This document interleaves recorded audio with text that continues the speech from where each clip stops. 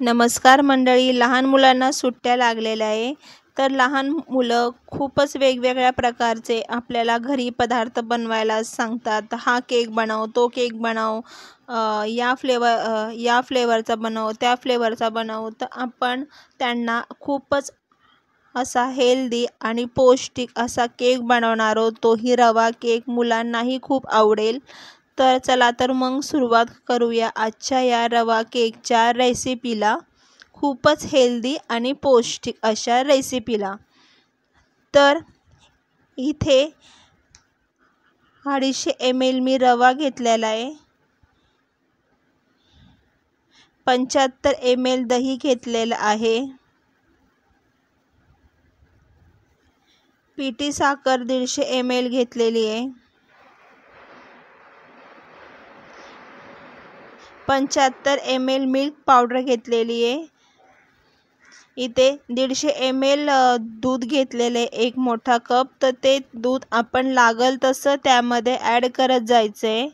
एकदम टाकायचं नाही आहे दूध, नाहीतर आपलं बॅटर खूप पातळ होत जाईल. जसं लागल तसं घेत जायचं. आता हे सगळं छानपैकी एकजीव करून घ्यायचे आपल्याला. इथे 5 चमचे, मोठे चमचे 5 आपल्याला खायचं तेल टाकायचं आहे. बिगर वासाचं टाकायचं आहे. त्या तेलाला वास नाही पाहिजे. इथे 150 ml गव्हाचं पीठ ॲड करून घेते. तुम्ही मैदाही घेऊ शकता, पण इथे आपल्याला मुलांना हेल्दी द्यायचे खायला, त्यामुळे मी गव्हाचं पीठ ॲड केलेलं आहे. आता हे 15 मिनटं पीठ असंच ठेवायचे आणि हे राहिलेलं दूध आपल्याला नंतर लागणार आहे. इथे आता एक भांडं मी प्रीहीट करायला ठेवते. तोपर्यंत पीठ भिजते. 15 मिनटं झालेली आहेत आणि पीठ आपलं छान प्रकारे भिजलेलं आहे. रवा चांगला फुलला आहे. आता हे सर्व मिश्रण मिक्सरच्या भांड्यामध्ये आपल्याला एक गरका देऊन घ्यायचे. एक फक्त फिरवून घ्यायचे, कारण चांगलं पीठ भिजलेलं आहे, त्यामुळे जास्त फिरवायची गरज नाही आहे. थोडंसं चालू बंद करून फिरवून आपल्याला घ्यायचं आहे ते. आणि सगळं मिश्रण असं बारीक करून घ्यायचं आहे. सगळं काढून घेतलंय भांड्यामध्ये मी. आता हे थोडं दूध, जसं लागेल तसं दूध टाकून ते आपण मिश्रण बारीक करून घ्यायचे आपल्याला. म्हणजे सर्व मिश्रण एकजीव करून घ्यायचे. इथे 1 मोठा चमचा व्हॅनिला एसेन्स टाकून घेते मी. तेही सगळं परत एकजीव करून घेते. आता तुम्ही ज्या भांड्यामध्ये केक बनवणार आहात, तर ते भांडं तुम्ही काय करा, पहिले तेल लावून किंवा तूप लावून ग्रीस करून घ्या. बटर पेपर त्यात ठेवा. बटर पेपर नसेल तर साधा पेपर ठेवला तरीही चालेल, काही हरकत नाही.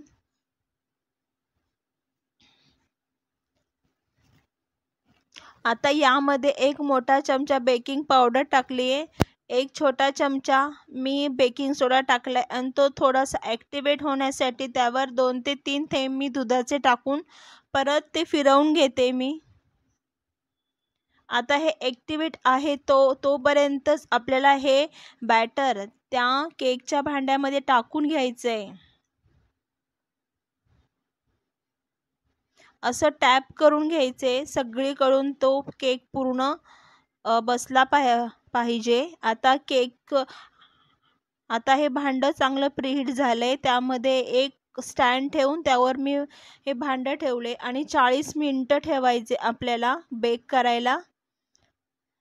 मध्ये मध्ये अजिबात बघायचे नाही आहे, नाहीतर केक अजिबात फुलत नाही, त्याची बेकिंग प्रोसेस पूर्ण होत नाही. इथे केक चांगला बेक झालेला आहे आपला. बघू शकता तुम्ही. आता हा गरम आहे, त्यामुळे काढायचा नाही आहे. हा 15 मिनिट आपल्याला असाच एकदम असा रुमालाने झाकून ठेवायचा आहे, जेणेकरून तो चांगला ॲक्टिवेट होईल अजून आतमध्ये. इथे पूर्ण केक थंड झालेला आहे. आपण साईडने मी सुरी करून त्याला मोकळं करून घेते आणि असं उलटं करून प्लेटमध्ये काढून घेते.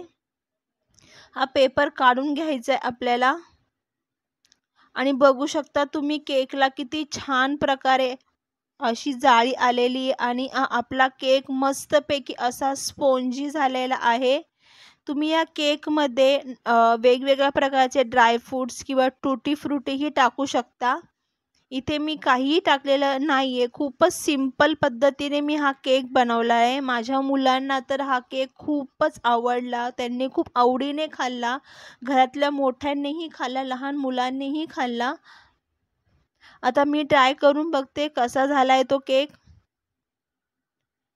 केक अप्रतिम झालेला आहे आणि खूपच टेस्टी झाला आहे आणि हेल्दी आहे हा केक. तर आजच्या या केकची रेसिपी तुम्हाला कशी वाटली नक्की कमेंट करून सांगा आणि आजचा हा व्हिडिओ तुम्हाला आवडला असेल तर नक्की एक लाईक करा. पुन्हा भेटूया अशाच एका नवीन रेसिपी सोबत. तोपर्यंत